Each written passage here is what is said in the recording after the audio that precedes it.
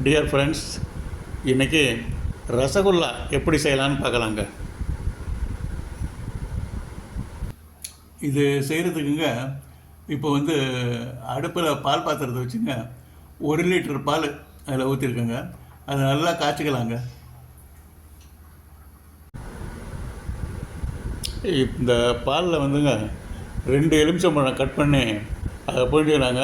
இது விரையெல்லாம் இல்லாமல் போகிற பார்த்துக்கிட்டு கரெக்டாக அந்த ஜூஸ் வரைக்கும் பிழிஞ்சு எடுத்துக்கலாம். 2 எலுமிச்சம்பழம். இப்போ கொஞ்ச நேரத்தில்ங்க இந்த பால் கட்டியெல்லாம் தனியாக பிரிஞ்சு தனித்தனியாக கட்டியாக வந்துடுச்சு. அந்த தண்ணியெல்லாம் தனியாக பிரிஞ்சு போயிடுச்சு.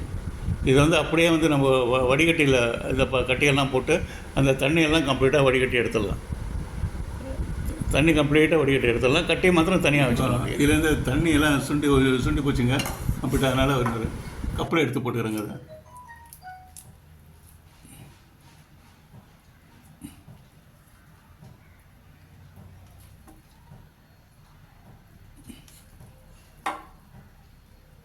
இப்போது இது கப்பில் எடுத்து போட்டாச்சுங்க. இந்த பன்னீர் ஃபுல்லாக கம்ப்ளீட்டாக. இப்போ இதில் அரிசி மாவு ஒரு 2 ஸ்பூன் போட்டுக்கலாம்.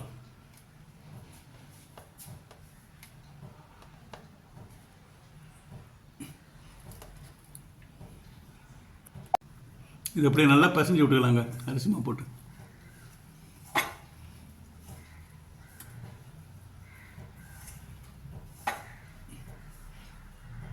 அந்த அரிசி மாவு நல்லா கலக்கணுங்க. நல்லா கலந்து இந்த மாதிரி நம்ம பசங்க வச்சுக்கணும். அதுலேருந்து இதுலேருந்து இந்த மாதிரி உருண்டையாக பண்ணுற மாதிரி அதுக்கு தகுந்த பக்குவத்தில் இது இருக்கணும். இந்த மாதிரி உருண்டை மாதிரி பண்ணணும்.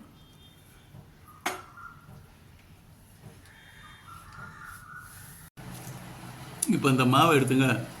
இந்த மாதிரி சின்ன சின்ன உருண்டைகளாக பிடிச்சி வச்சுக்கலாங்க.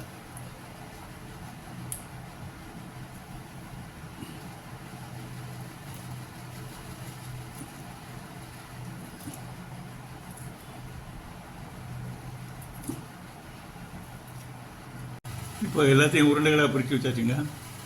மொத்தம் சின்ன சின்ன உருண்டைகளாக நல்லா அழுத்தி பிடிச்சி வச்சாச்சு. மொத்தம் 13 உருண்டைகள் வந்திருக்கு 2 லிட்டர் பாலுக்கு.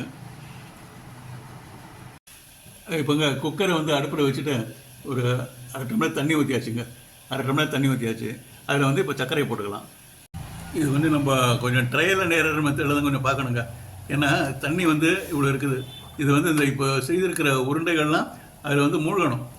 அதில் மூழ்கிற அளவுக்கு தண்ணி இருக்கணும். அதே சமயத்தில் ஸ்வீட்டும் அதில் இருக்கணும். நல்லா கரெக்டாக நல்ல ஸ்வீட் இருந்தால் தான் அது இதில் ஏறும். அதனால் அதுக்கு தகுந்த மாதிரி கொஞ்சம் பார்த்து ஸ்வீட்டையும் பார்த்து அட்ஜஸ்ட் பண்ணிவிட்டு அந்த வாட்டர் குவான்டிட்டியும் கொஞ்சம் கரெக்டாக பார்த்து அட்ஜஸ்ட் பண்ணிவிட்டு அப்புறம் கொஞ்சம் முடிஞ்ச அப்புறம் இந்த ஒன்று உருண்டைகள் எல்லாம் போட்டுடலாம் அதில். ஓகே, இப்போ எல்லா உருண்டையும் போட்டாச்சுங்க. எல்லா உருண்டையும் ஓரளவுக்கு மூழ்கிற லெவலே இருக்குது. இதே மாதிரி வச்சு கொஞ்ச நேரம் குக்கர் மூடிட்டு ஒரு விசில் வந்தவுடனே அதை ஆஃப் பண்ணிக்கலாம்.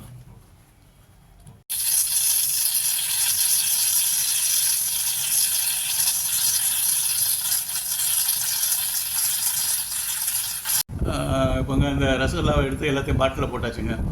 பாட்டில் போட்டு ஆனால் இன்னும் ஊறணுங்க. ஊறினா தான் அந்த ஸ்வீட் இன்னும் உள்ள சரியாக போகலை. நல்லா சக்கரை தண்ணியில் நல்லா ஊறிச்சுன்னா இன்னும் சரியாக போடும். ஓகேங்க, thank you very much friends. Thank you very much for watching.